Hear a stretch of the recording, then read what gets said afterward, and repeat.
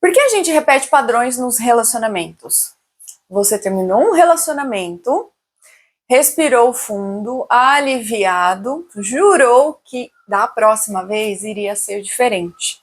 E aí, alguns meses depois, você conhece uma nova pessoa, mas se vê vivendo a mesma história. É um outro nome, um outro CPF, mas você vai percebendo algumas repetições de padrões. É a mesma sensação de insuficiência, a mesma dinâmica, a mesma dor que lhe soa então familiar. Se isso já aconteceu com você, eu preciso que você saiba que não é falta de sorte, não é porque as pessoas são todas iguais e não é porque você está condenada a isso. Existe uma explicação e ela vem de um lugar que a maioria das pessoas nunca se permitiu olhar, que é o nosso inconsciente. A psicanálise parte de um princípio, de uma ideia que parece simples, mas que pode mudar tudo, a forma como você vê. Então, boa parte do que a gente faz, escolhe, sente, não passa pelo filtro da nossa consciência, mas pelo filtro do nosso inconsciente. Freud chamou atenção para isso já lá no início do século XX. Você é muito menos racional nas suas escolhas do que gostaria. E o amor é um território onde isso aparece com mais força. Então, quando a gente fala de repetir padrões, estamos falando de uma compulsão à repetição. É uma tendência profunda do nosso psiquismo de reviver situações, emoções e dinâmicas que foram marcantes lá no começo da nossa vida. Não é porque você gosta de sofrer, mas é porque o seu inconsciente tenta de algum modo, de novo e de novo, resolver aquilo que ficou lá em aberto. Então pensa comigo, imagine uma criança que cresceu com um pai que ele era muito ausente emocionalmente. Ela não escolhe conscientemente buscar parceiros distantes quando adulta, mas o psiquismo dela reconhece nessa distância algo familiar. E o familiar, mesmo quando dói, tem uma estranha sensação de casa. Como é que isso então aparece nos relacionamentos, principalmente conjugal? Nos relacionamentos amorosos, essa repetição costuma aparecer de uma forma mais concreta. Então, tem mulheres que sempre terminam sendo aquelas que cuidam demais, que se anulam, onde deixa de dar conta das próprias necessidades, que só se sente amada quando está sendo útil. Ela troca de parceiro, mas a dinâmica do apagamento acaba se repetindo. Um outro exemplo é quando se tem homens que em todo o relacionamento se sentem sufocados, que acabam interpretando qualquer demanda afetiva como uma ameaça e sai correndo antes de se aprofundar nesse relacionamento. Ele acaba achando que o problema é a mulher, mas na verdade é o padrão que existe dentro dele. E ainda tem aqueles casais que vivem num ciclo de brigas intensas. Então, tem as brigas, se reconciliam e aí novamente brigam, como se o conflito fosse a única forma de sentir que esse amor existe. E é importante entender que nós, aqui profissionais, não vemos isso como uma falha de caráter, mas nós vemos como soluções que o psiquismo de cada um encontrou para lidar com algo que estava acontecendo antes, geralmente lá na infância, nas relações com as primeiras figuras de referência que nós temos.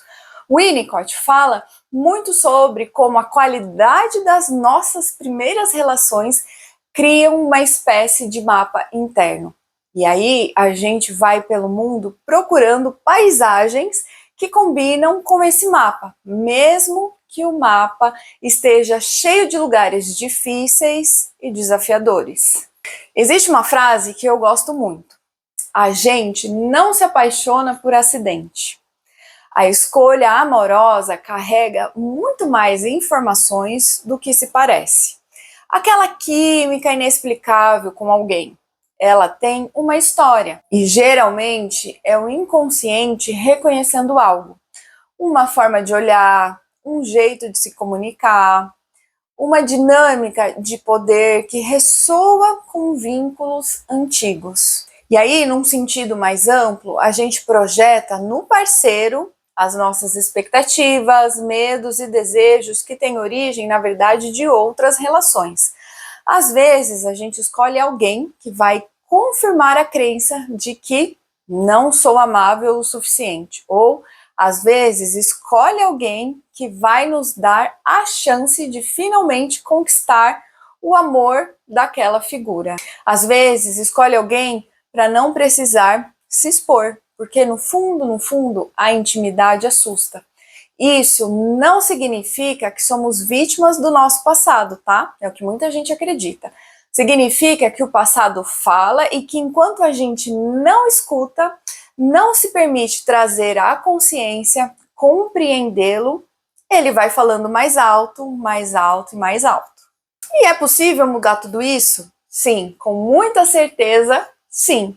Mas a mudança não acontece só com força de vontade, ou com uma lista de o que eu quero mais, o que eu quero menos, porque o padrão não mora na escolha consciente, como eu te disse. Ele mora num lugar mais profundo. E aí o que a psicanálise propõe é justamente isso, criar condições para que aquilo que estava no escuro ganhe luz. Quando a gente consegue entender de onde vem essa dinâmica, ela perde parte do poder que tem sobre a gente. Não é mágica, é um processo e ela pede tempo, disposição e muitas vezes um espaço terapêutico onde isso possa acontecer com segurança. Não é algo que se faz do dia para a noite, nem de qualquer jeito. Mas vale dizer uma coisa muito importante. Perceber o padrão já é o primeiro movimento. O momento em que você para e pensa e espera, isso já aconteceu antes? Esse momento é diferente, já é uma abertura do primeiro passo. Então, se esse vídeo tocou algo em você, se você reconhece isso em alguma parte da sua história, saiba que você não está sozinha. Entender os nossos padrões é muito importante para que a gente possa começar a fazer diferente e construir uma história diferente.